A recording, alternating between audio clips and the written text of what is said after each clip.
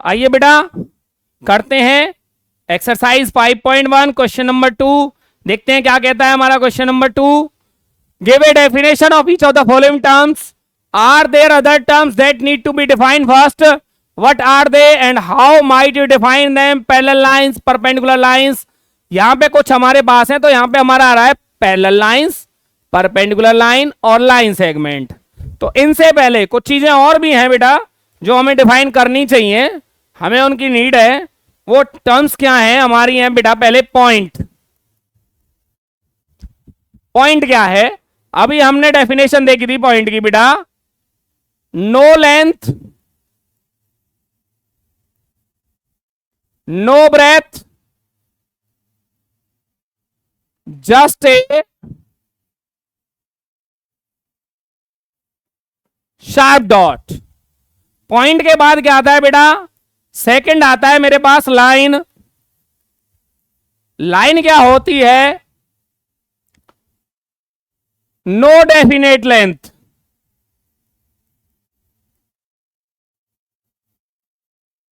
कि एक ऐसी लाइन जिसकी कोई डेफिनेट लेंथ नहीं है। Arrow on both ends, arrow on both ends. For example ये क्या है बेटा? एक लाइन है, इसको हम कहीं पे कितना भी बढ़ा सकते हैं। देन क्या आता है बेटा? यहां पे हमारा आ रहा है लाइन सेगमेंट। ये हमारी डेफिनेशन में है लाइन सेगमेंट। लाइन सेगमेंट क्या होता है students? Part of a line, part of a line और ए डेफिनेट लेंथ, और a definite length is known as line segment. Line segment. यहां पे बेटा परपेंडिकुलर लाइंस हमें दे रखा है, तो मुझे एक चीज और आनी चाहिए। वो कौन सी है? वो कौन सी पॉइंट है हमारा? वो है intersecting lines.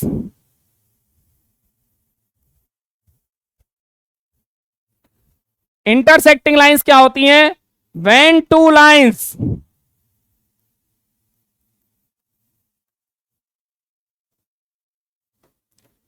intersect at a point are called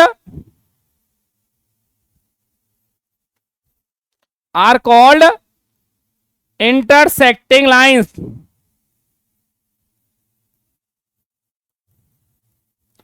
और अगर दो लाइनें 90 डिग्री के एंगल पे काटे तो उनको कहते हैं बेटा हम perpendicular line.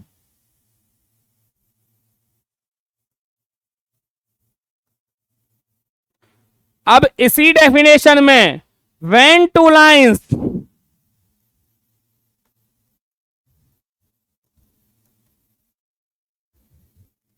intersect each other at right angle, at right angle, then two lines are called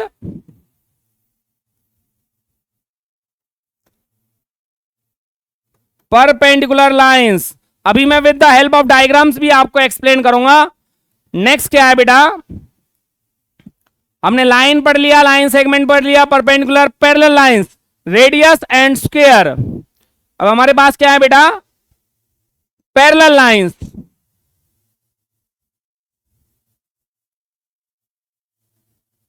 parallel lines क्या होती हैं बेटा?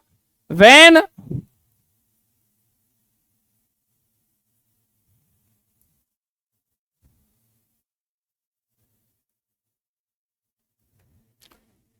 when two lines never intersect और नेवर इंटरसेक्ट, या तो वो इंटरसेक्ट ना करें, और दे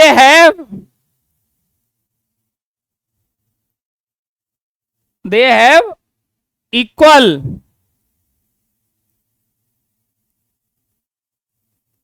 perpendicular distance between them and they have equal perpendicular distance between them, तो उनको क्या कहते हैं हम? देखिए बेटा, मैं यहां पे कुछ डायग्राम्स आपको एक्सप्लेन कर देता हूं। ये क्या है बेटा? लाइंस। इसी में से ए और बी पार्ट को मैंने निकाल लिया, तो वो है लाइन सेगमेंट। कि मैंने क्या किया, इसमें से सिर्फ इतना पार्ट ले लिया ए और बी, जिसको हम मेजर कर सकते हैं। ये अब और ज्यादा इसको हम, ये हमारा एक पीस निकाल लिया मैंने इसमें से, और पीस क्या है? वो डेफिनेट पीस निकाल लिया मैंने। ये क्या है बेटा? लाइन। एक और लाइन ने इसको इंटरसेक्ट किया, तो ये हो गई इंटरसेक्टिंग लाइंस। और अगर लाइंस किस पे कट करें? 90 डिग्री के पे, तो वो क्या होगी? हमारी परपेंडिकुलर लाइंस। और अगर लाइंस इनके बीच का, ये आपस में कभी इंटरसेक्ट ना करे या इनके बीच का डिस्टेंस ऑलवेज इक्वल रहे, तो उसको कहते हैं हम पैरेलल लाइंस। 2 पॉइंट और बचे हैं हमारे पास। वो पॉइंट कौन से हैं बेटा? Radius of circle.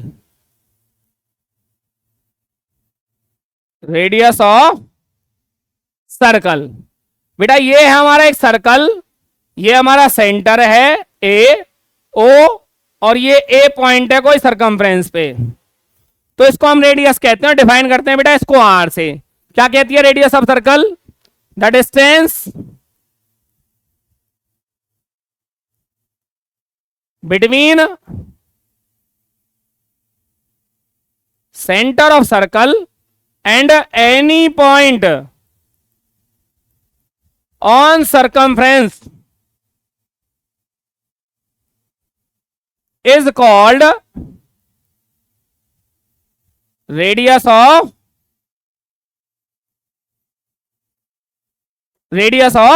सर्कल। और एक हमारे पास डेफिनेशन कौन सी है बेटा? वो बची थी हमारे पास स्क्वायर। स्क्वायर क्या कहता है बेटा हमारे पास? All sides are equal. इसकी प्रॉपर्टीज हैं all angles are equal and right angle, कि इक्वल भी होंगे, और इक्वल कितने होंगे? Right angle. राइट एंगल का मतलब 90 डिग्री के बराबर। थर्ड पॉइंट क्या है बेटा? Diagonals are also equal. Diagonals are also equal. तो ये क्या है बेटा? हमारी स्क्वायर की प्रॉपर्टीज। ये हमारी कुछ टर्म्स थी जो हमने यहां पे क्या किए हैं? डिफाइन किए हैं। ये हमारा क्या था बेटा? ये हमारा था क्वेश्चन नंबर कौन सा? 2 ऑफ एक्सरसाइज 5.1। चलते हैं बेटा अपने नेक्स्ट क्वेश्चन की तरफ।